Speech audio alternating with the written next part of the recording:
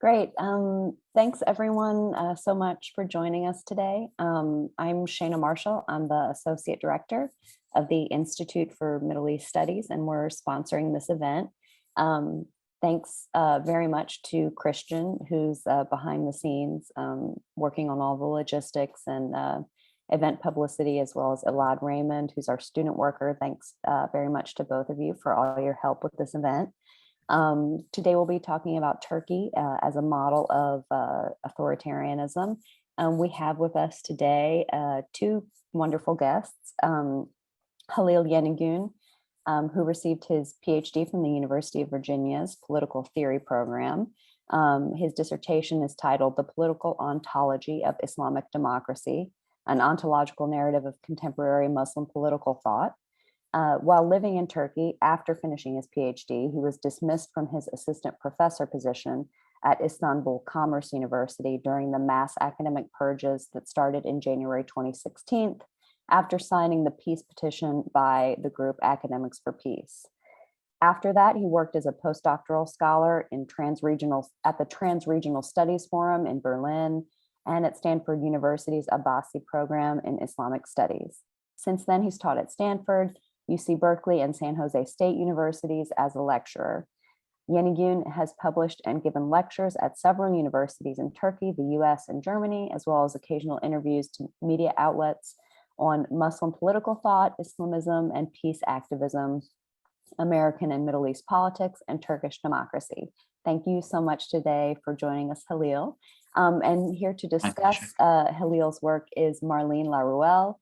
She is a research professor of international affairs and director of the Institute for European, Russian, and Eurasian Studies at GW, as well as the Illiberalism Studies program and the Central Asia program, and co-director of the PONAR's Eurasia Initiative. Dr. Laruelle works on the rise of populist and illiberal movements in post-Soviet Eurasia, Europe, and the US. Trained in political philosophy, she explores how nationalism and conservative values are becoming mainstream in different cultural contexts. She focuses on Russia's ideological landscape and its outreach abroad. She is also working on Central Asia's nationhood and regional environment, as well as on Russia's Arctic policy. She has been the PI, the principal investigator, of several grants from the US State Department, the Defense Department, the National Science Foundation, the Open Society Foundations, Carnegie Corporation of New York, and the Henry Luce Foundation, as well as others. So first off, for the audience, Halil, if you could give us a 2-minute sort of introduction to the basic sort of foundations and concepts that your work investigates, and the arguments that you make in your major pieces. Please go ahead and do that, and then we'll move to the Q&A discussion between Halil and Marlene for about 45 minutes, and then we'll open it up to questions from the audience. If you are an audience member and you do have a question, please put it in the chat at any time, and I will collect those and give them to our guests during the audience Q&A portion. Thanks very much. Please, Halil. Thank you so much, Shana, for your generous introduction. I'm honored and humbled by your invitation to this event and to be here with Marlene and such an excellent crowd over here. So this work of mine actually is based on an article, and it just came out in this colossal volume, the Routledge Handbook of Illiberalism by Andreas Sabor, Renata Roots, and Stephen Holmes. And they wanted me to contribute on the illiberal version of regime that has been dominant in Turkey under the Erdoğan regime at this point. And I took up onto myself to explain this basic question, what it means, what this whole thing about Turkey means for Muslim political thought. That was like the whole underlying, actually, conundrum for me. But more specifically in this work, I tried to achieve 3 goals. One is, first, like, what went wrong with Turkey? Because it was such a poster child for Muslim democracy, for a long time, for like 10 years. It was actually, especially in the DC area, like some of the pundits, they were relating to me, like back in 2009, 2010, if you said anything critical about Turkey, it would be, like supporting the military regime, like supporting a military coup, basically.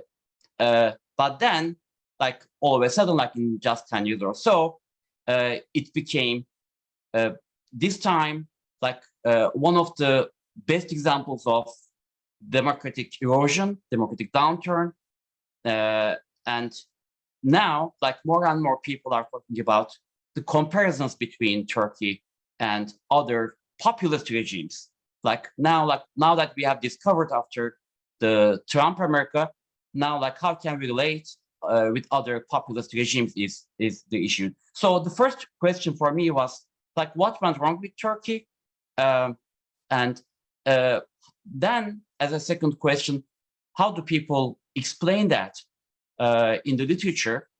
So whether it was something that happened all of a sudden, or whether there was a gradual buildup of autocracy, not a sudden disruption of democracy, but like a gradual buildup of autocracy under Erdoğan regime during his long tenure of 20-something years.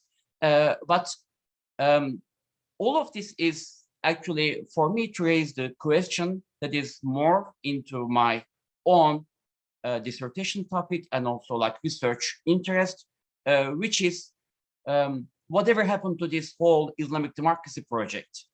And this gains a specific significance for the North American context, because in the 9/11, post 9/11 context, like the whole academia on Islam, they were into this like Islamic democracy project, which was from a quite liberal perspective.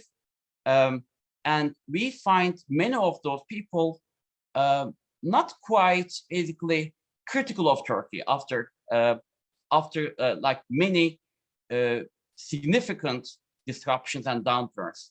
And Turkey actually is still a popular, basically, country as a Muslim power, quote unquote, a Muslim power for many circles in the US and in diaspora Muslims and elsewhere. So like this whole global Muslim power bid of Erdoğan, which is, I would say, to his credit, not unsuccessful and quite successful in many different ways.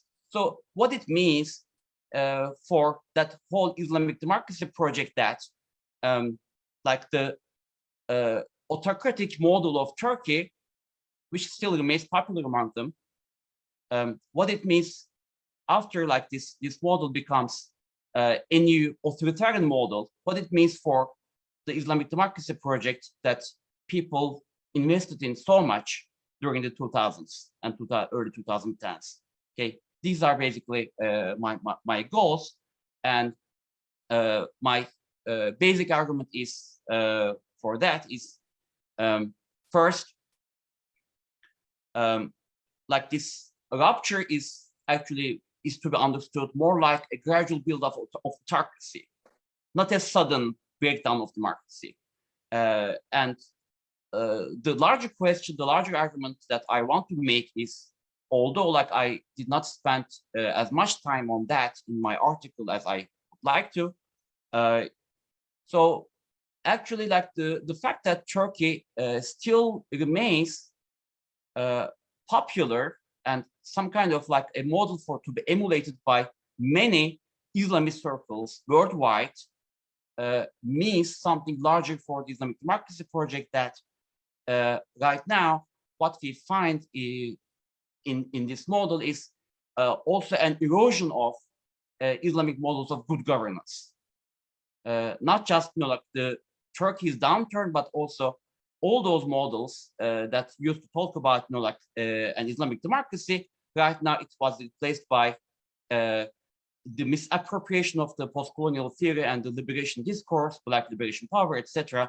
That like that is reframed as a Muslim liberation project, like a pseudo anti-imperialism project, under the patronage of Erdoğan, and also like countries like Qatar or like Imran Khan, etc. Like we have indeed entered a new phase in that way of Islamist political theory in that sense. So that one needs more articulation, I know, but I hope like this short synopsis of the article will help to basically articulate the rest of the piece. Thanks.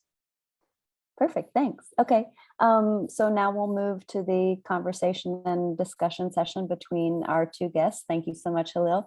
And Marlene, please go ahead with your questions. Yeah, thank you so much.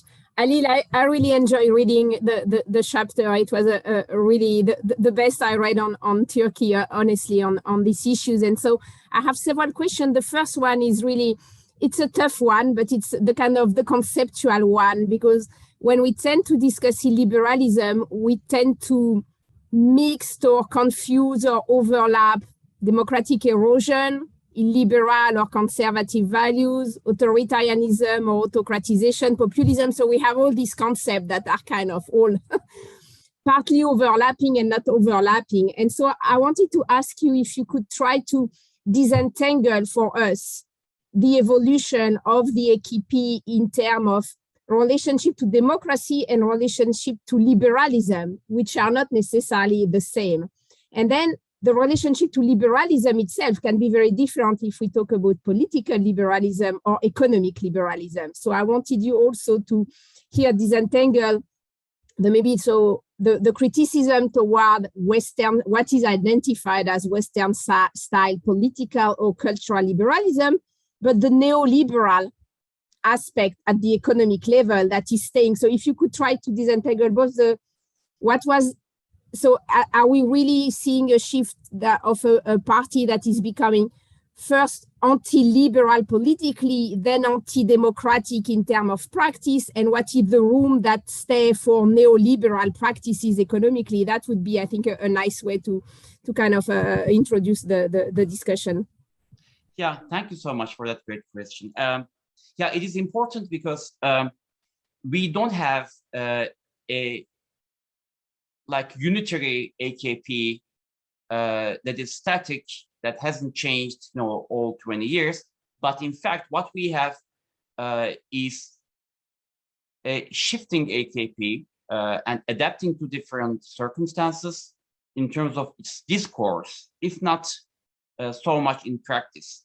But we generally are familiar with the practical outcomes. But if we go back to late 1990s, early 2000s, we really did see a shift in the Islamist political practice at that time, the political Islam project in Turkey at that time. And that was what Asif Bayat used to call post-Islamism. Basically, erstwhile Islamists adopting the rights and liberties discourse of liberalism, even when they don't name it that way, and basically adapting to this whole worldwide trend, which was on the rise at that time. So his case was Iran, is some Iranian intellectuals and some Egyptian also cases, but then Turkey after 2002, and the leaders of AKP movement, Erdoğan, Gül, and Bülent Arınç, and other people, they basically wanted to shift from the old Islamism of Necmettin Erbakan under Welfare Party, which was more like a social justice agenda movement, and which was anti-liberal in that particular sense, in a more anti-liberal economy sense.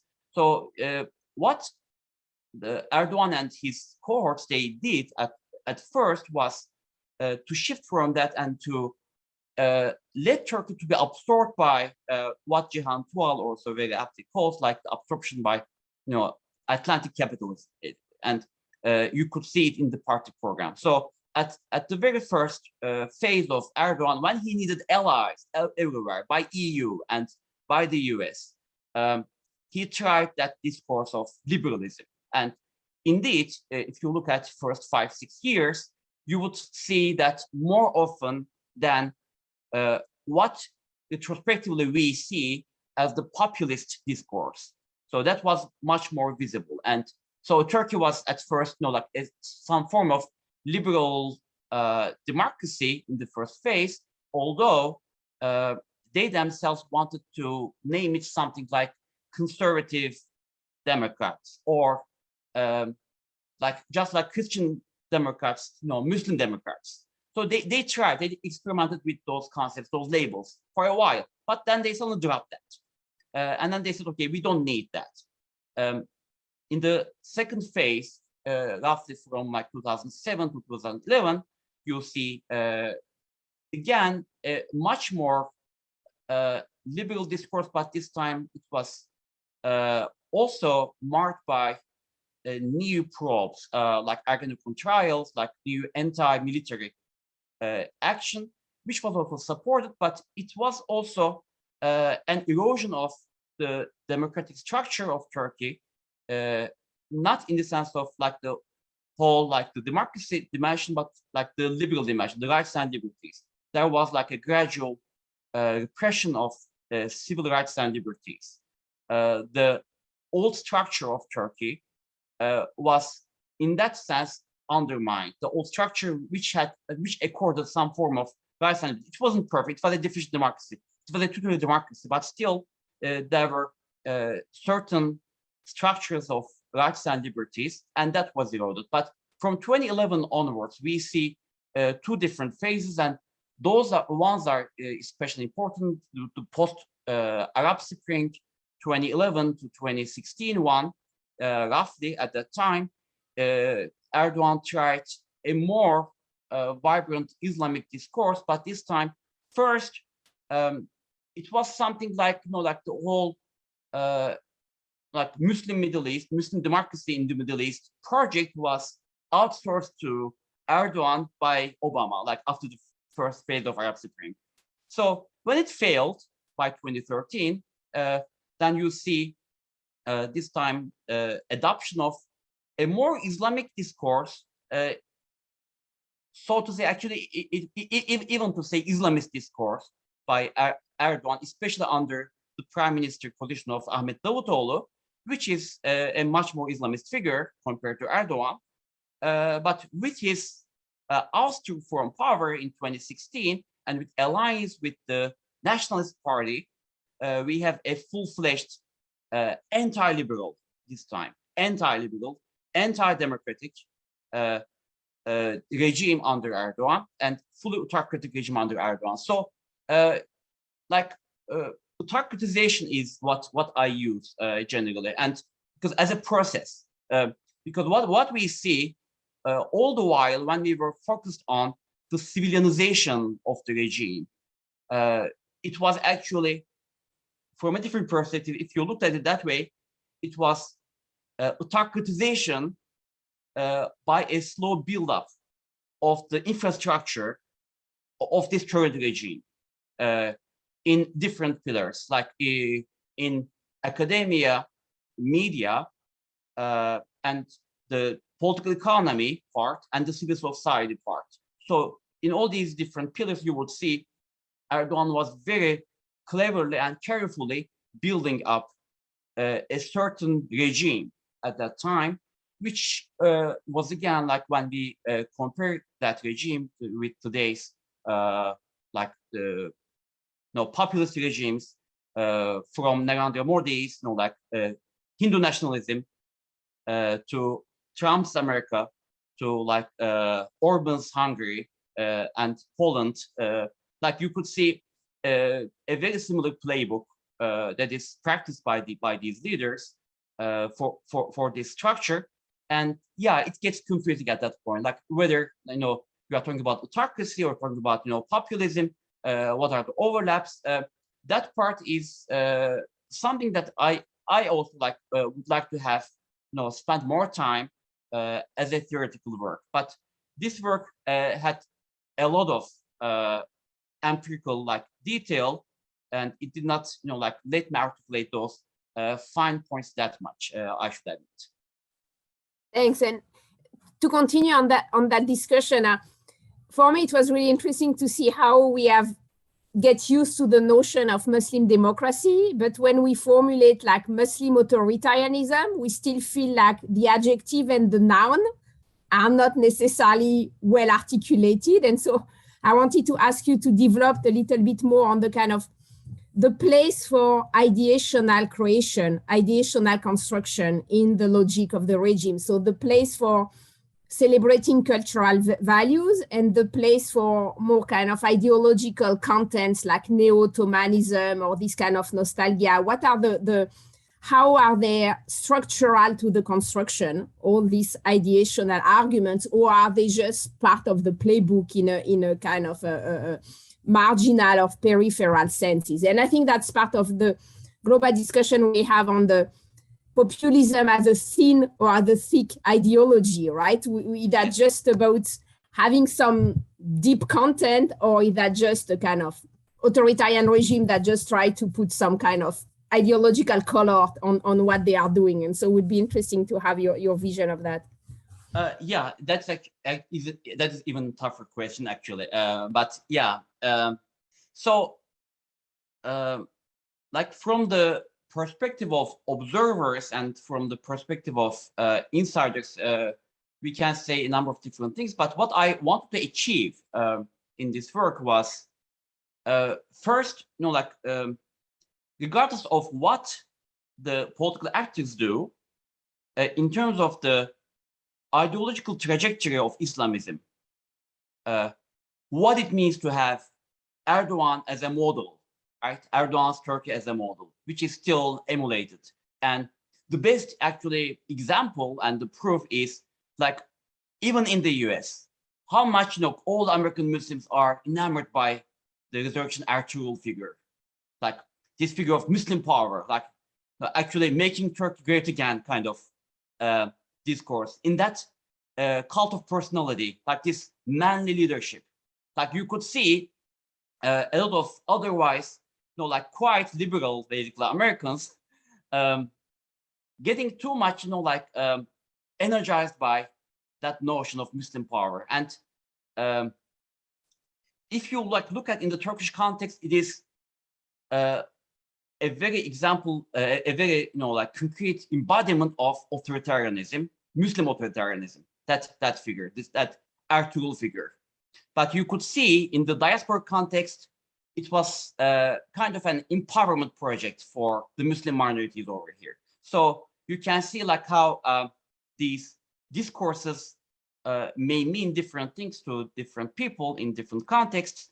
But for the Islamic democracy project, what this means as now like a regression from even the earlier, more radical moments of Islamism. So that one is something like what this amounts to, kind of question for me. But the other one, basically, like regardless of like what it amounts to, like my larger theoretical question. So if we observe what these actors are doing, what they are saying, their discourses and their action, political action, their policies, in those senses, what it means in terms of the discourse, I would say from the very beginning till now, Erdoğan does not come out as an ideological figure doing ideology building. So his approach is more like a pragmatic appropriation of different concepts at different times. And actually, I make comparisons with two politicians for that. One is Trump, and like in the sense of explaining the symbiotic relationship with between Erdoğan and the worldwide Islamist intelligentsia is something like the relationship between Trump and the Christian fundamentalists in the US. So without actually assuming Trump to be a Christian fundamentalist taking advantage of Trump's populist discourse and his standing with the base, his ability to mobilize that Christian base, the way the Christian fundamentalists is, like allied themselves with Trump. So that is giving us a hint about how Erdoğan and that Muslim fundamentalist or Islamist or conservative Muslim base, all these different bases, how they are related with Erdoğan. And you would find quite similar, basically symbiotic relationship. The other one is Gamal Abdel Nasser of Egypt. So this might come as a surprise because Gamal Abdel Nasser is always contrasted with the Islamist versions of Egyptian politics, Egyptian politicians. But actually, if you look at his tenure of long tenure of like 18-something years, you would see in the first phase, Gamal Abdel Nasser was from 1952 to 1954, and as an ex-Muslim Brotherhood member, he played with Islamism to the extent that he appointed Sayyid Qutb, the former Islamist ideologue, as his advisor. So he was working with them, and the Liberation Rally, Hayat Tahrir, was a joint project, and he wanted to absorb the whole Islamist civil society under his regime, just like Erdoğan, what Erdoğan has done actually in the last 10 years. So it didn't work out, and he shifted to nationalism, and then afterwards, from 64 onwards, he shifted to socialism. So there was like a huge ideological package and a repertoire. He would just pick and choose, like, and according to different circumstances. So Erdoğan is very similar in that sense. So in the first phase, from like 2002 to roughly 2011, you ups and downs, but after that time, you could see a politician which is quite liberal in the form of discourse. You could even see pro-LGBTQ actually discourse, but coming from Erdoğan, from not Erdoğan himself, but from AKP. Even to that extent, like all for democracy, liberal rights and liberty values, like pro-women, pro-gender, etc. Like everything that you would want from a liberal politician. From 2011, after the Arab Spring, especially to 2016, you would see Erdoğan coming out as a pro-Islamist, and now like trying to ally himself with the Islamist politicians in the Middle East, North Africa, and from 2016 till now, it is more like a nationalist. After he ousted the Islamist Prime Minister Davutoğlu and he embraced a nationalist discourse. Now this time it is a nationalist Muslim power, but Turkey being the strong leader of the Muslim world, but this works both for the domestic nationalists and also for international Islamists, because he's supporting them, but on the other hand, he's also now like leading Turkey to leadership of the Muslim world. That particular. So all of that, like what unites all of that, actually, I would say a populist discourse is uniting all of that, and different doses of different ideologies, but he's very cleverly adjusting to different circumstances, both domestically and also in the world. Like 2016, post-2016 world, like we're not talking about the rise of liberal democracies. Right now, like we are much more concerned about erosion of democracies worldwide, rising populisms worldwide. So, but what surprised many of us is after 2016 and after the global, like larger talk of populism in the world is, if you look at Erdoğan's earlier discourse, you would still find the same populist elements. And one of my colleagues and also friends, Yunus Sözen, very aptly back in 2010 wrote about that. Actually, like what he said, let's stop all this ideological talk about Turkey, about Erdoğan, like what his ideology is. We'll see a conservative populism through and through from the very beginning in his statecraft and in his discourse. like by pitting like the true nation with all these secularist traders, like Kemalistic traders, like all these foreign elements, you know, or the spies of foreign elements, and the true people, which is his base. And in a number of different ways, you could trace that discourse in Erdoğan's larger discursive framework.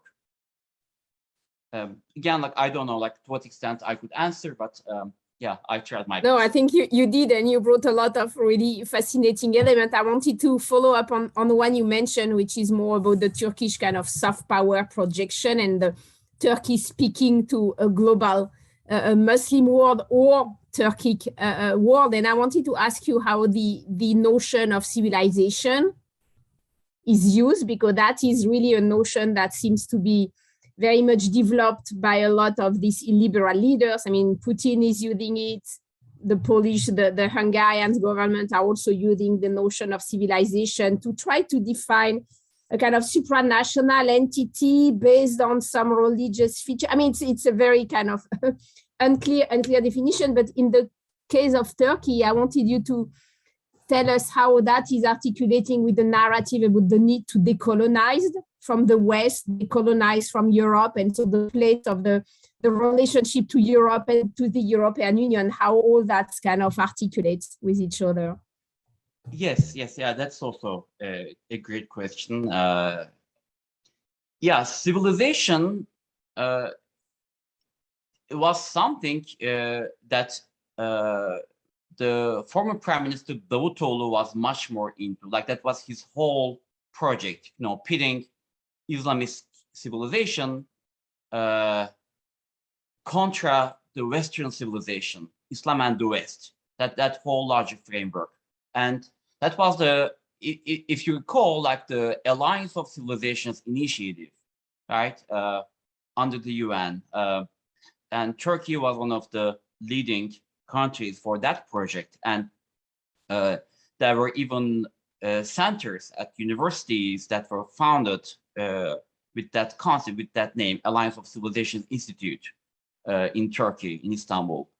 So that was also like, which was much more relevant to the 2000s, like the project that, you know, against, you know, this post 9/11, look, I would say mania, like, about all these religions. Let's, you know, like, let's just, you know, prove Huntington wrong, and let's just have like Alliance of Civilizations as opposed to that. So you could see that whole thing was also like appropriated and framed into a liberal discourse. Like, yes, we have civilizations, but we can have alliance of these civilizations, and Turkey can exemplify that, just like Turkey can exemplify, you know, like Islam, democracy, and, you know, like liberal economy, right? That one. Islamic Calvinism, like in 2000s, just like that one. But this time, after 2011 onwards, you could see Erdoğan and his cohorts, his associates, you know, like discovering the power of Turkey with the Arab Spring to co-opt certain elements of worldwide Islamic groups and Islamist movements.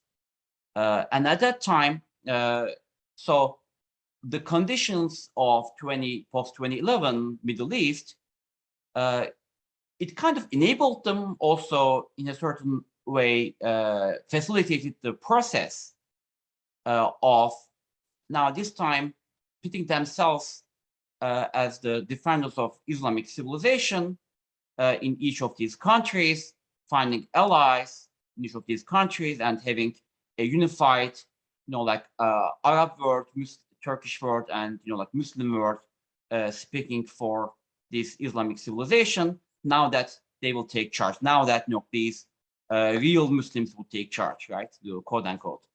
But then after the rise of populist movements, also like after we all realized, you know, the simultaneous rise of all these movements, and like from, you know, Modi's Hindu nationalism, right? You could see a very similar element, you know. But the very interesting point about Turkey is that So Turkey was, of course, never colonized, and Turkish people are much more distant from their other Muslim relatives, in the sense that the sensibility is more like a post-imperial sensibility that you would find among the English people, you would find among the French people, compared to formerly colonized people in the Arab world or in India. So, that's why, making Turkey great again would work better. Turkey as a leader would work better with the Turkish people than liberation from the West. So even when they use liberation from the West, even when they use that discourse to cater to, for instance, the formerly colonized people or the Muslim diaspora, who are predominantly from the formerly colonized countries, so it would work for them as a liberation discourse. However, it is more like Turkey reclaiming its leadership, like a post-imperial project for Turkey. So it could also work in simultaneous ways. But what is a lot more interesting for the Turkish project is that, as I said with the example of the resurrection Ertuğrul figure with the Turkish soap operas, of Muslim power soap operas, certain discourses may sound like they are, from a minority perspective, they are progressive discourses. But when you are expressing them, articulating them from within a Muslim majority context, a majoritarian context, they are more like supremacist or nationalist concepts. So, what you would, consider here, if there's a minority, a Muslim minority here, important Muslim minority. So, if you are basically using the same discourses in Turkey, you would find a majoritarian, even Muslim supremacist, just like Modi's Hindu supremacist discourse, just like in the American context, white supremacist discourse. So when you export them elsewhere in the minority context, they look like, okay, this leader of the Muslim world is protecting us, supporting us. And what is the best ways to appropriate that is two things. One is the Islamophobia, right, discourse, because Islamophobia is supposed to, protect the Muslim minorities from anti-Muslim attacks, which could be easily coded as, racist attacks in certain ways.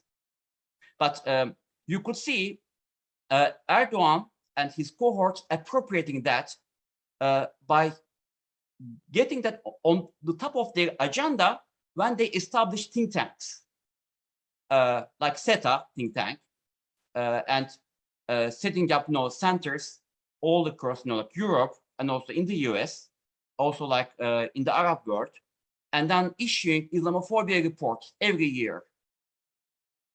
What it means for Turkey. And not just that, you could see in a volume that I quoted in the article. So they are saying it is not just about liberation from Western hegemony. It is also about epistemic liberation from Western discourses.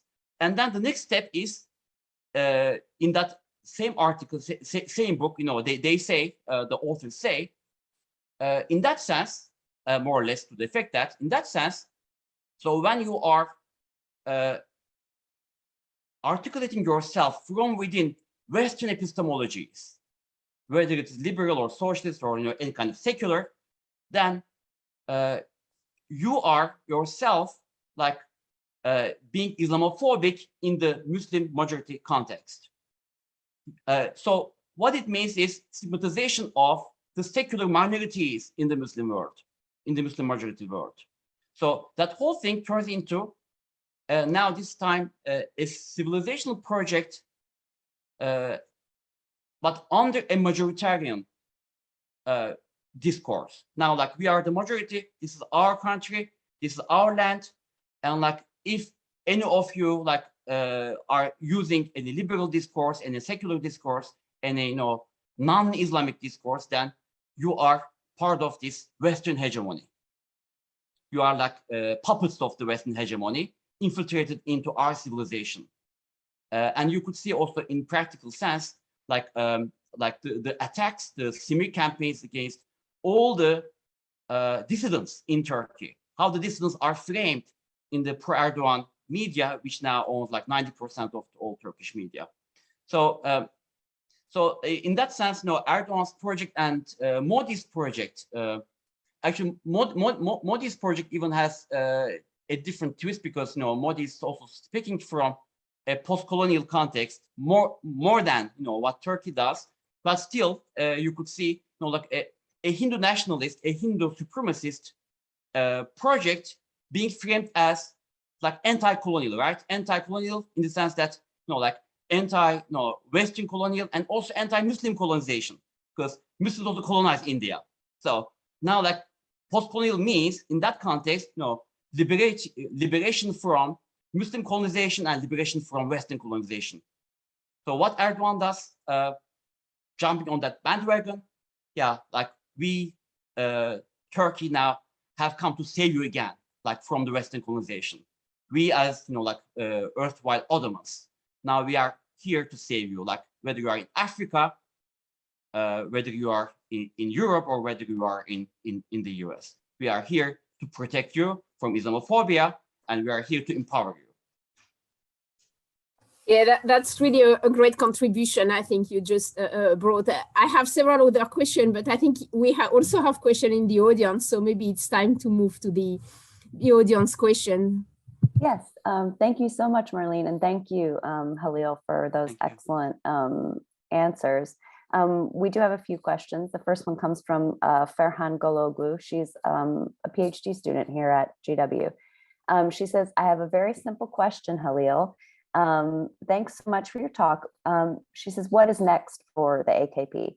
As you pointed out, at every turn, social scientists assume it will lose power, and that Erdoğan ended up being even more authoritarian. How do you see it in the upcoming election? Yeah, that is a predictive question, but like that part is what I can't comfortably answer. But I could say something about the sentiments in Turkey, like at least from 2019, 2020 onwards, the sensibility in Turkey is that like Erdoğan is long overdue. Like he has no power, he has no chance. If it were free and fair elections. The question is, to what extent he's going to rig elections, to what extent he would emulate Putin, and Putin is actually the master of like all these games now in the world. To what extent we would have free and fair elections, and can we still like, for instance, talking about the democratic opposition, can the democratic opposition oust Erdoğan by democratic means, just like they did, for instance, in Istanbul municipal elections? So Erdoğan again, just he tried the same strategy back in as the June 2015 elections, because just to reiterate what happened in that elections. So actually, after 13 years in power, Erdoğan's AKP for the first time lost the majority in the parliament. So that would be a coalition government, as it always happened in Turkish history, except the coup, processes, except the coup eras. Like when you lose power, when you lose majority, basically you say, okay, I lost. So actually, this also is much more relevant, in the post-January 6th, the US. I lost, and now like it is time to have what the constitutional process requires. So what Erdoğan did, he said, okay, I don't accept, let's repeat the elections. So, which I think maybe Trump did not think of that, but let's repeat the elections. Let's have another elections in November. And in between, turning the whole country into like a war zone. And with, like rallying around the flag, and then like showing himself as the only guarantor of some form of peace in Turkey, like non-violence in Turkey. And all of a sudden, all the ISIS attacks, all these, PKK attacks, etc., that they happened in between. And then we had the war kind of a civil war, like in the Kurdish cities, and then Erdoğan won again. So he tried the same thing in 2019 elections in Istanbul. So he canceled the elections. He said elections are now like there is no, what they say, voter fraud. Yeah, again, like very familiar.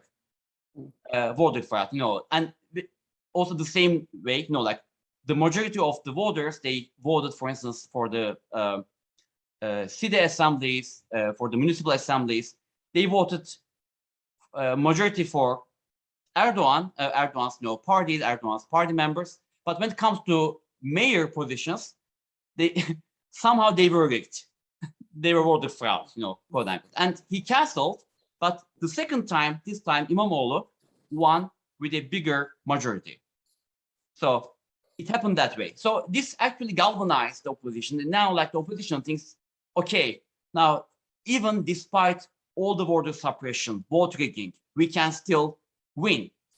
And survey after survey now shows that Erdoğan, and even with the alliance of the MHP, his ultra-nationalist Turk supremacist ally, he can still not secure a majority, even like the two parties combined.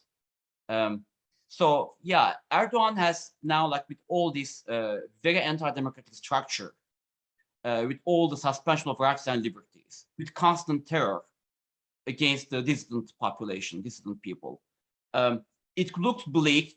But if you ask me like how the sentiment in Turkey is, a lot of people are much more hopeful, in the sense that they could think, they think they could win, they could oust Erdoğan, even despite all these restrictions, all these voter suppression and all other repression tactics.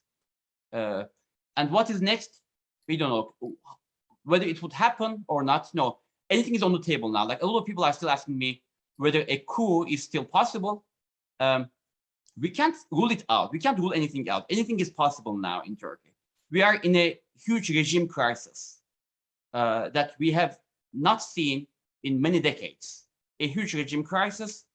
And normally, if we had free and fair elections, as we used to have back in the democratic days of Turkey, Erdoğan would lose power, and like there would be a coalition or something. But with this huge regime crisis, we don't know. It could be like something very huge, and I cannot even rule out. Like, somebody's asking, a lot of people asking me, like, do you rule out military, like, coups?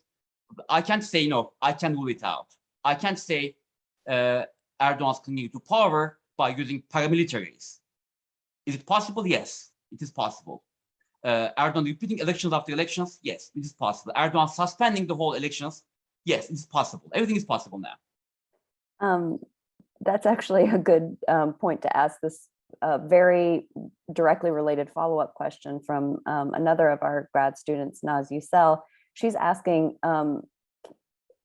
what do you think are is the likelihood of him calling an early election? Because he can only do that under very specific conditions, right? And do you think that that will happen? Yeah, so we have a lot of constitutional issues, as the Turkish, fellow country people, they now know very well. For instance, which term of Erdoğan is this? Like, is it Erdoğan's as a president, as the president of Turkey? Because normally he could run only for 2 terms. So, and if he dissolves the parliament, if he calls for early elections himself, then what would happen is his term will also end. But then, can he run again? We don't know. Nobody knows about that now. So there are all these like complications for Erdoğan. But like, given that Erdoğan has been undermining the whole constitutional structure, and changing the rules of the game the way he wanted, very successfully all this time, he could come up with something to also secure the elections to his behalf, and just continue this authoritarian regime as it is. It is not impossible, I would say. But what would happen? can he call early elections? A lot of people are saying this whole new economic, like miracle, Turkish, like Erdoğan's miracle, that dollar goes up to 17 and then like in just a week goes back down to 13 liras. So he says, like now you can see, I can also create miracles with that, with economy. I also know economy more than all the economists worldwide. So now people say, a lot of analysts and pundits are saying, this is a clear strategy to have early elections. And when this economic model is at its peak, before it collapses, he would call for early elections, and then like he will have early elections and he will change his power. That is at least his goal, his strategy, his end game is what people are saying. But I can, because things are very volatile and everything can change, and Erdoğan is just now have to, like adjust every day, depending on different circumstances. Thank you. Thanks. We have a question, a hand up from Asli Bali. Asli, you can go ahead and unmute and please ask your question. Thanks so much. And thank you so much, Dr. Yenigün. This was just an incredible talk, so rich. And I really hope to be able to read a lot of this and strongly encourage you to publish also on the points you were making about Islamophobia and its manipulation. I just thought those are so insightful and helpful to think about. I have a quick comment on the last point you made and then a broader question. Just on the constitutional point, I think most constitutional lawyers agree that the Constitution was drafted in such a way as to enable Erdoğan to argue that this is in fact his first term. And not only it's his first term, but it was designed in a way to enable a majority party in parliament to be the one to dissolve the government in such a way that because the president was not able to complete a term, they would be able to run again without a previous term counting against them. So there's actually a clear path to 3 terms potentially in the way that the Constitution was deliberately redesigned in the amendment package. One hopes, that's not pursued, but in terms of Putin-esque strategies of facade of legality, facade of elections, and facade of constitutionalism, there is a path not only for Erdoğan to run again in an early election scenario, but to do so many, many more times, so long as he controls a majority in parliament as well and can engineer an apparently independent decision on the part of the parliament. But it's just a small side comment of just, it doesn't answer the political question. You're quite right. Everything's open, totally impossible to know what they want to do, but it's clear how they wrote the rules to enable themselves or enable himself to pursue at least one strategy that is basically that the horizon on term limits is his mortality rather than a constitutional obstacle. Having said that, the thing I think that your last couple of comments suggested to me when you were describing the 2015 rerun of the national election strategy raised for me something that anyway I was wondering in your response earlier to Dr. Laruelle's excellent questions. She at one point asked you to give an account of the kind of autocratization trajectory that you were then describing. And you went through multiple different phases and you described a turning point in 2011 where you left a kind of rights regime and moved in the direction of a securitized regime, first with the Ergenekon trials and then moving forward in a more authoritarian direction. And I wondered where the one question that I thought wasn't directly articulated, and I was very interested to hear your perspective, is how the Kurdish question has intersected with this trajectory over the whole history of the AKP, because as you were describing, at one time their liberalism even encompassed LGBTQ rights and so forth, maybe not Erdoğan personally, but the AKP. And of course, even more famously, their so-called liberalism was an embrace of pluralism and was an embrace of Kurdish language rights, minority ethnic cultural rights, broadcasting, etc. And then, of course, we've seen, indeed punctuated around electoral politics, reversals of this position, and then readoption of the position even after the autocratic turn that you described. You have multiple periods between 2009 and 2015 where peace processes were resurrected, openings were discussed again, and then ultimately in 2015, it's the loss of the majority in parliament as a consequence of the HDP overcoming the electoral threshold that gives rise to, as you described it, a war of choice, an elective war against the population of the country in the southeast, followed by a new election, rally around the flag strategy, and then a sort of sort of marginalization of the Kurdish community and framing of it as a terrorist threat, internal threat, and a discourse of enemies. So that is in 2015. And I just wonder, how does this map onto your periodization, and how do you think about the Kurdish question in your analysis, which again, I found absolutely excellent. Okay, thank you so much, Aslı, for these generous comments and very important questions. I think, you are quite right. Actually, the 2017 referendum and the referendum was like a whole big joke. And also like the constitutional change, which they also, without any apology, unapologetically, they were saying, this is the, what is it, Cumhurbaşkanlığı system, like not just a presidential system, but a very unique Turkish, progressive presidential system. So while they were boasting that, actually, it was so obscene in many different ways that Erdoğan not only had power with that referendum and with that system, with this new system, not only has power to basically dismiss, fire any cabinet members, he can, at his own will, like institute a new cabinet and like pick anybody.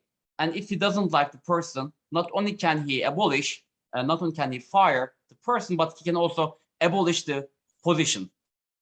So basically, there is no checks and balances in the system. And you could easily actually assign to a like second, third year undergraduate to check that Turkish constitution, see what is wrong here. And it's very clear. It is designed to remove checks and balances, not to institute checks and balances, but to remove checks and balances, which goes against the very spirit of the term constitution, the whole history of constitutionalism. Yes, so there were a number of different questions underneath those excellent remarks, but I would say the Kurdish question, and like in my article, I have resisted certain agentic explanations of Turkey's democratic downturn, because actually some of these are even used by pro-AKP people who were vouching for Erdoğan's democratic credentials in the early half of AKP. So it goes like this. So Erdoğan actually came with all these good intentions, and then one after the other, there were all these challenges, like extra-constitutional, unconstitutional, illegal challenges against his democratic regime. Like, what are those? Like, first, like all these coup attempts by quote-unquote Ergenekon, right? Ergenekon military members, the juntas within the military. And then like he had to harden his rule. Then from like 27, especially 2011, like quote-unquote the good times of AKP, there were all these Ergenekon trials, and Erdoğan had to go through with them. And the rights and liberties due process, they were all sidelined, even by many people who were committed, who themselves, they said they were committed Democrats. But they said we have larger issue is the military tutelage over the Turkish regime. So they could just ignore what was going on with the due process, with the constitutional rights and liberties. So then like what happened is 2013 Gezi, which was again perceived by Erdoğan as a coup attempt, if we believe him. And then the corruption probe by the Gülenist bureaucrats within the state apparatus, the former is the partisan crime of Erdoğan in that sense. And with all of these attacks against his democratic position, he had to harden, and he finally found himself as an autocrat. So like reactions against basically his regime, and the biggest reaction was of course the July 15 coup attempt. So a person who can still, like try to justify an AKP pundit, for instance, who can still try to justify Erdoğan from a democratic point of view, can utilize this kind of narrative that Erdoğan felt essential threat and he had to basically suspend, and he actually wouldn't do so if those anti-democratic, challenges were not waged against him. But if you look at, how he built his apparatus, state apparatus, it was from the very beginning very clear, and he had a playbook from his mayor days of Istanbul, the way to co-opt the civil society, once independent Islamic civil society. It was like in the 1990s, it was the peak time. There was a vibrant Islamic civil society. How he co-opted them, with what strategies, how he created a crony capitalist regime, like a loyalist bourgeois, and how he forced them to donate to those Islamic civil society in return for, these contracts, government contracts, and also as a string attached to that, he would ask them to take ownership of the Islamist media. So how he created these things, and also what we would call like neoliberal, like social neoliberalism, or like neoliberal populism. Actually, Trump also tried some of that, like against the economic orthodoxies of the Republican Party, right? So on the one hand, getting rid of all the social insurance programs, the protective welfare state, while on the other hand, increasing public assistance. So basically making the working class and the lower classes vulnerable to all the economic downturns on the one hand, and also increasing public assistance to them by channeling those assistance programs through his party organization, the party machine, so creating an AKP machine, party machine, to keep a loyalist AKP base through economic means. So all these things are actually first tried and succeeded in the municipal level. And when he came to power, he created the same deal on a larger scale. So when, for instance, Çalık Group took ownership of Dinç Bilgin's Sabah Group, the Sabah newspaper, and all the news outlets based on like that Sabah Group back in 2007-8.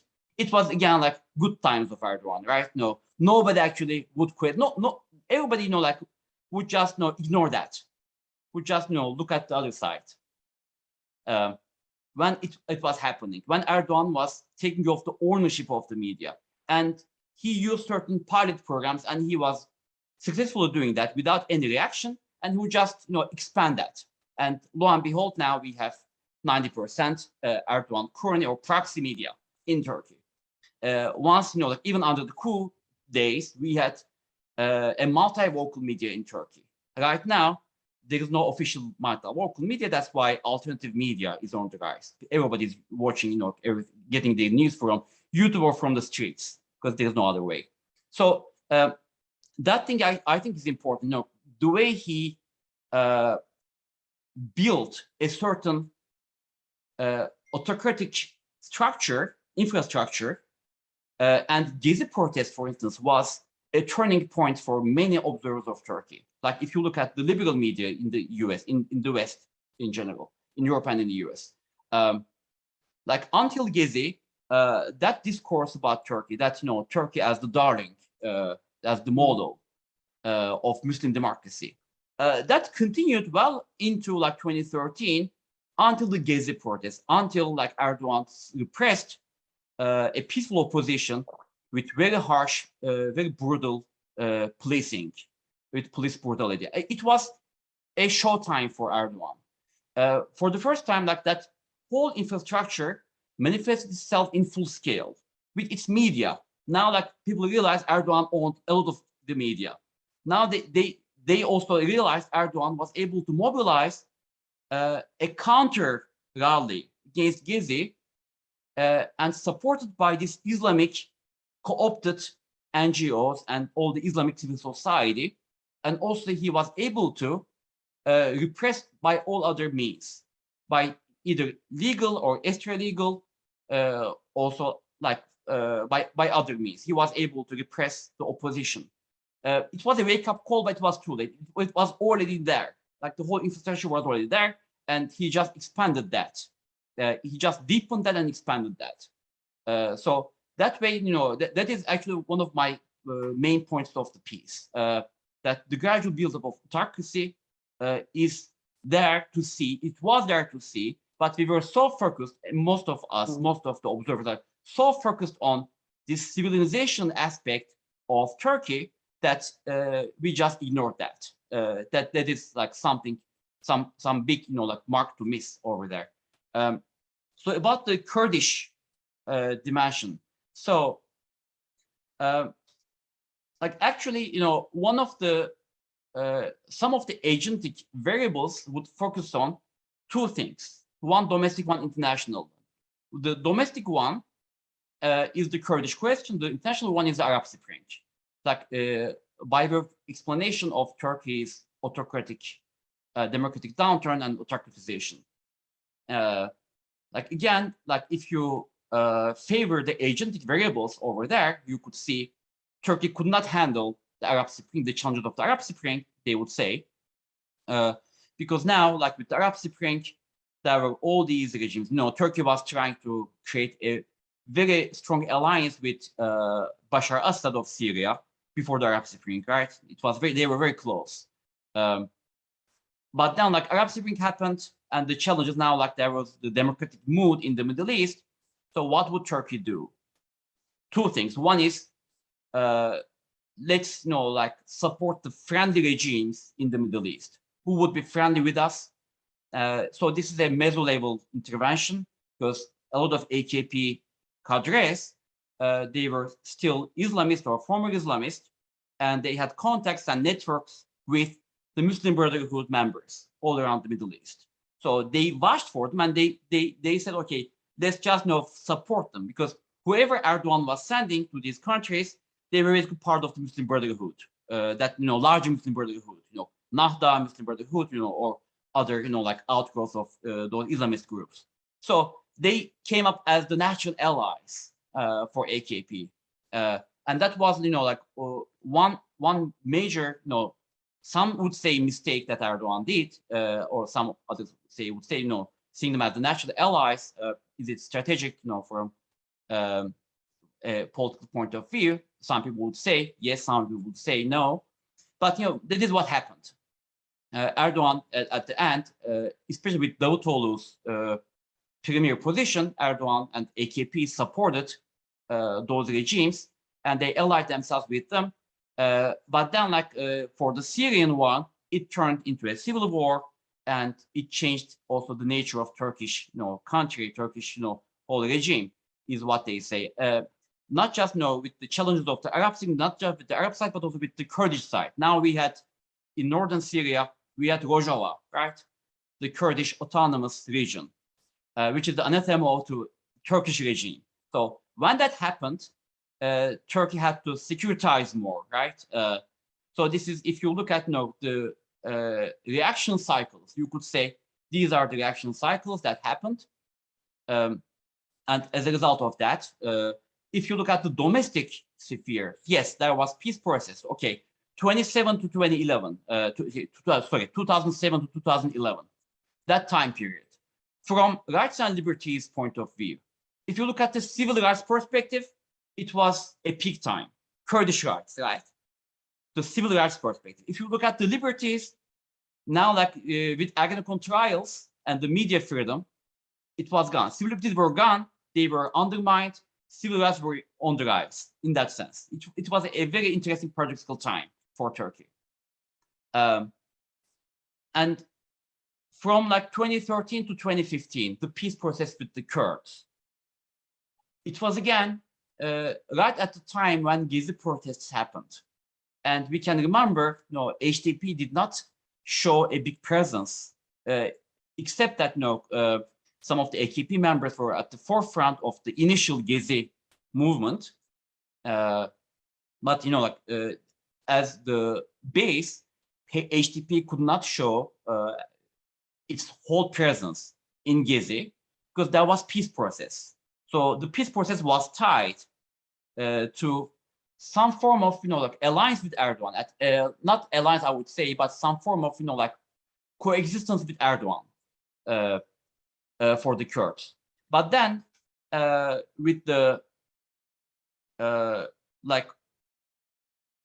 changing structure of the parliament with June 7, 2015 elections. What happened in Turkey at the time was that Erdoğan did not see Kurdish peace process as a winning strategy.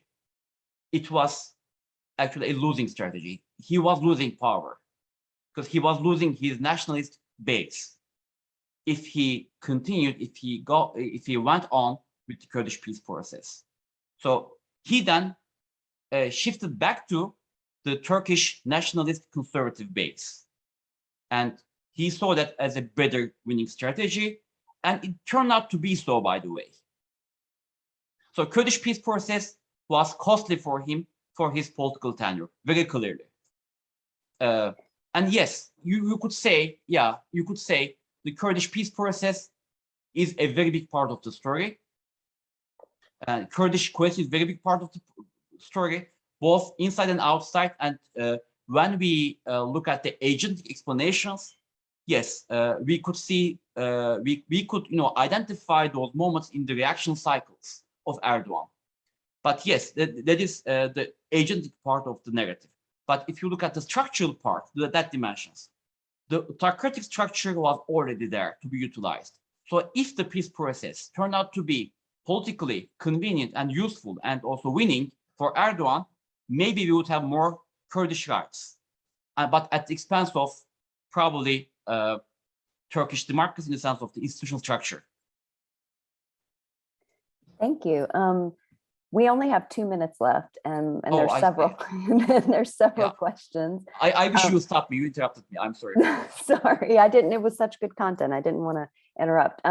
So I'll give you a chance. You can choose which question you'd like to address, but you have to do it, in maybe 3 minutes. I want to make sure that we let everyone go if they have other things other appointments. First is there a good example of an Islamic democracy in the contemporary world? The second question is, would you classify Turkey's foreign policy as neo-Ottoman? And is it sort of an effort to stay relevant in this increasingly polarized global political theater? And then the last question is about what you foresee for the future about free speech in Turkey, which I think you might have covered a bit in your previous comments. But if you want to project outward, you can choose one of those three huge questions. Yeah, okay. Neo-Ottomanism, actually, Davutoğlu was known for that more than Erdoğan, because, if you again frame it, going with the Marlene's point about thick or thin, if you go with the thick description of a certain ideological framework, it was Davutoğlu's ideology.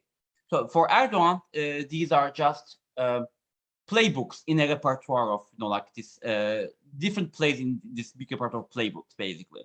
So it could come and go.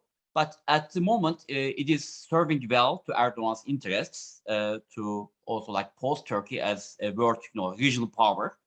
So it may be there to stay for a while as long as Erdoğan is there. So the other point, is there a good example of what you would call an Islamic democracy today? So actually.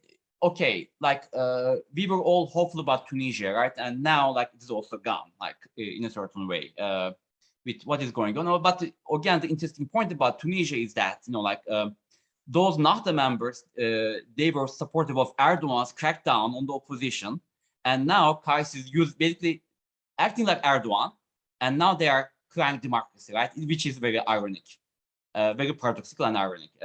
That's very interesting because Nahda members actually, when I talked to them, they were saying, "Oh, we support Erdoğan because he's the only one supporting us." No, okay, give and take, transaction relationship. But yeah, like for larger democratic question, yeah, you are basically undermining your own project, and they did so.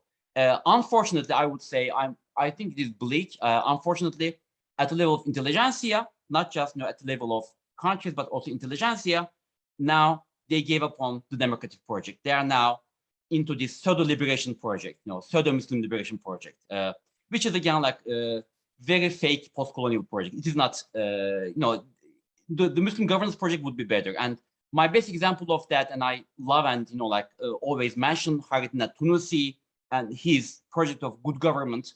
I think it still speaks volumes for us even now after 150 years. His good government project, and I think there could be some hope if the Islamist intelligentsia plus if some of the Muslim actors, political actors, would have taken that path.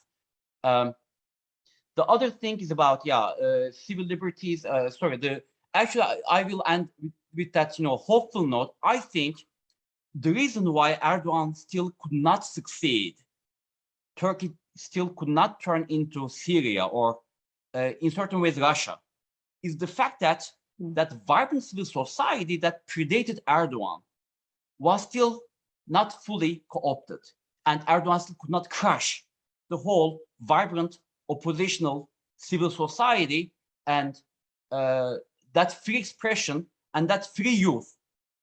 You could see that after event after event, incident after incident, that Turkey's opposition is not backing down. Opposition, I don't mean the opposition parties.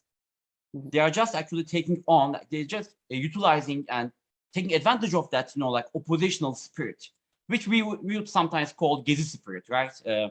That Gezi spirit, which emerged with the Gezi protests, that is still alive and well. And I think that is what is keeping Turkey hopeful for democracy after all these challenges. And opposition is never backing down. Like all these arrests, detentions, all these tortures, anything, any repression, any tactic that Erdoğan has been utilizing all this time. Opposition is not backing down. Opposition is not giving up.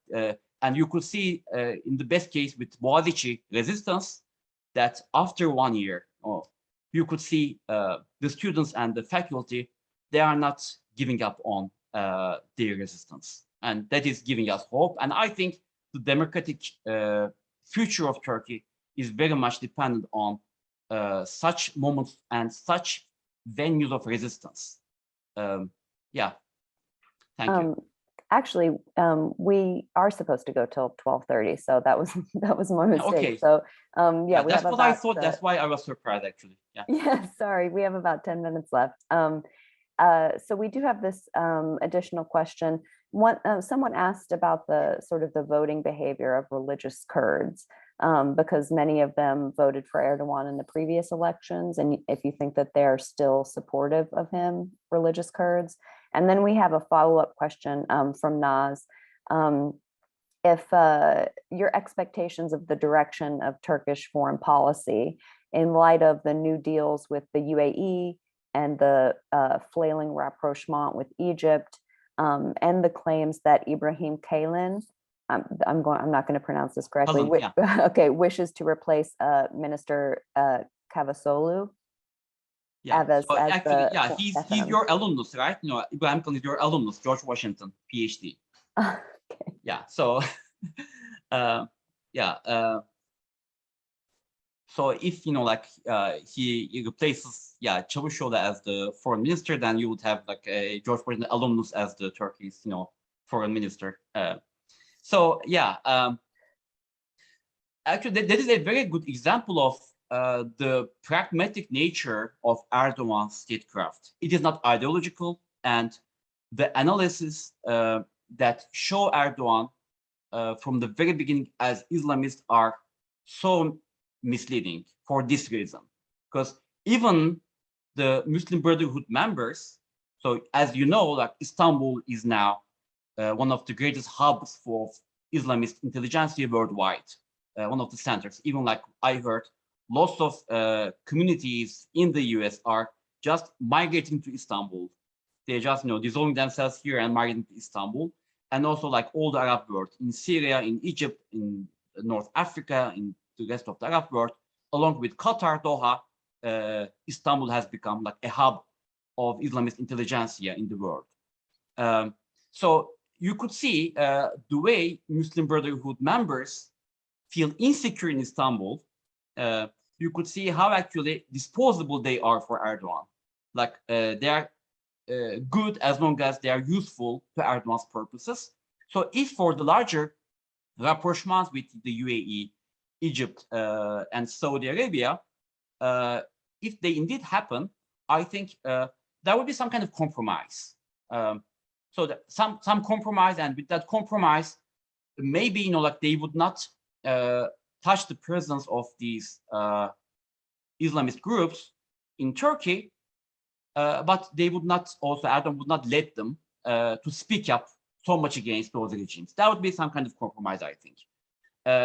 And what happened is, I think, now they all have exhausted themselves with all this, just like the Qatar blockade. It went on and without any real winner. So they said, okay, enough is enough. Let's just have some conversation, and let's just cut our losses altogether. And we have seen how we would like compete, how we fight it off. So we fought it off, and now let's see what we could do together so that we could all survive in all these regimes. So I think that is that kind of moment. And I would not, for instance, foreclose the possibility that, or like dismiss the possibility that there would be a much more old-style Erdoğan, like with friendly relations with all these regimes after these show-offs in these different settings.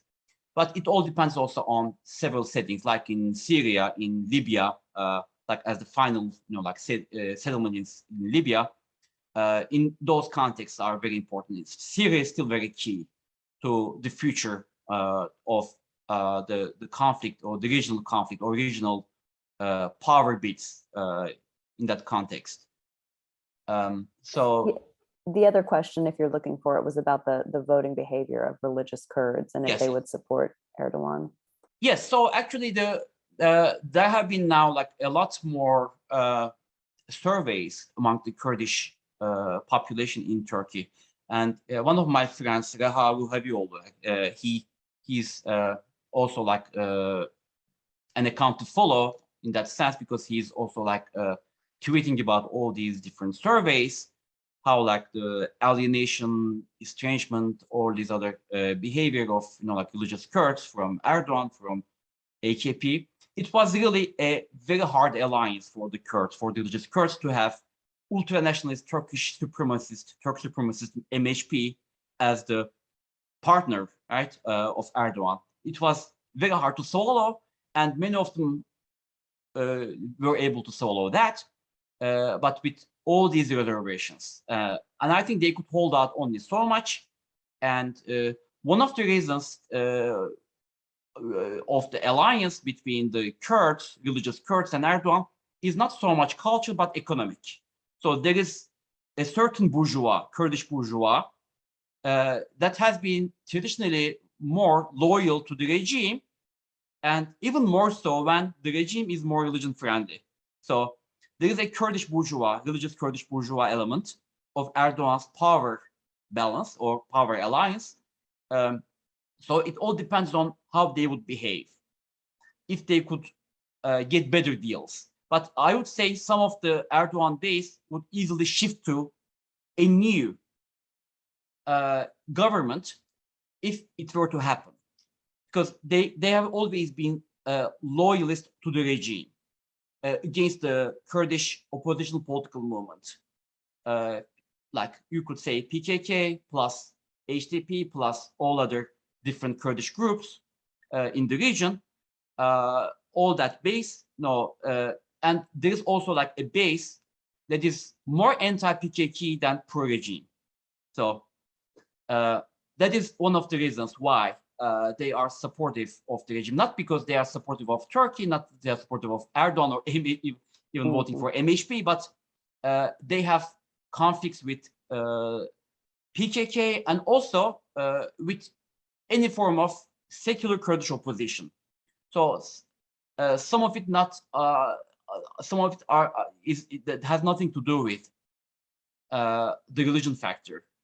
So let's just try to identify those factors. And there's also, of course, the cultural element. There is also like the affect dimension of that. What happens, of course, some of the Kurds, they see themselves as larger and bigger if they are under the flag of a big new Ottoman Empire, right? Making Turkey great again, kind of thing. They could see themselves as larger and bigger, and all these imagery of Salahaddin Ayyubi, like with the Kurdish general, like being the savior of Muslims, etc., and also like the Kurdish people under the Ottoman flag, some of the Kurdish, like big figures under the Ottoman flag, those are the imageries that they could utilize to justify their position. That is also there, but also there is the global regional dimension of what is going on today in the Arab world and also in the US for that matter. The new atheism, like this, we all talk about that. The new atheism, the new atheist wave is also hitting the Middle East real hard. Now, like a lot of youth, they have nothing to do with the religion of their forefathers, their fathers, their parents. And they are looking for some other options. They are either what we now currently popularly call in Turkey, deist. So it became a catchword. They don't call themselves as atheist that much, but deism, goes for them, like more conveniently. A lot of, women taking off their hijab. A lot of, like unveiling movement now is social, like it is very, like organic unveiling movement. Now, like we have a new population, a new youth, and survey after survey again, Conde and others, they show that like the conservative population in Turkey is decreasing in a certain age group. Beyond a certain age group, it may be increasing, but they are dying out anyways. It is a decreasing population. The increasing population, the youth population, has more and more a-religious, to say the least, or atheist, or deist, or some form of like some form of religiosity that they would like themselves to see, but which is not the orthodox Sunni Islam that is conveyed and pumped by the regime. So that is also like something that we can see among the Kurdish population. So Kurdish population may even have bigger numbers in that sense, in terms of secularization in their mindset. I'm not talking about the Kemalist secularism, of course. I'm just talking about the worldwide, more inherent organic secularization that we have seen, we have been observing among the regional populations in Turkey, in Egypt, in North Africa, and elsewhere. So increasing religiosity was something that we used to talk a lot about. Now it's time to talk about decreasing religiosity and increasing atheism in the Middle East. Thank you, Halil. So I think we'll wrap it up. I will say thank you so much to our guest Halil Yenigun, and then also to our excellent discussant Marlene Laruelle. And our next event will be February 10th. That will be on Egypt, Lumbering State and Restless Society, Egypt in the Modern Era, with Nathan Brown, Amr Adli, and a discussant will be Mona Atia, the director of the Institute for Middle East Studies. There is a link in the chat for our website where the recording of this event will be posted, and then where you can register for all of our upcoming events. Thank you both so much for being with us today. Thank you to all of our audience members who attended today. It was a wonderful discussion. Wrote down my email in case I could not answer your questions. I'm sorry. Oh, wonderful. Yes, because there were questions in the chat. So if anyone had a question that we didn't get to, Halil has kindly provided his email in the chat. It is his last name, yenigün@gmail.com. Thank you again so much. Thank you, Marlene. Thank you, Halil. Thank you, Christian, for organizing, and thanks to all of our attendees.